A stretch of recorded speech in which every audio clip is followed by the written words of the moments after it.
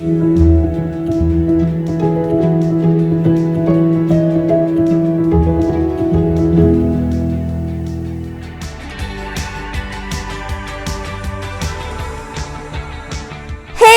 it's Zia from Z's Thing, and today we are going to be doing the separating salt and pepper with the comb science experiment. So let's get started.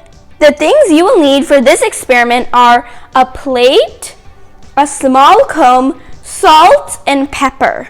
The first thing you need to do is put both salt and pepper on your plate.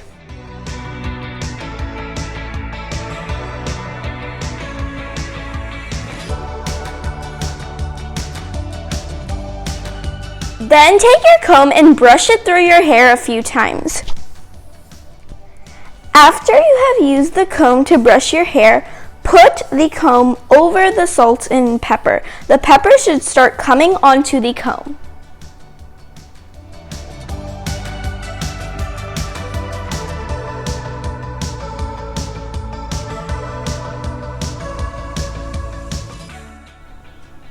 Wow guys, look, the pepper is coming onto the comb. I hope you guys enjoyed this experiment. Make sure to give it a like and subscribe. Thank you for watching!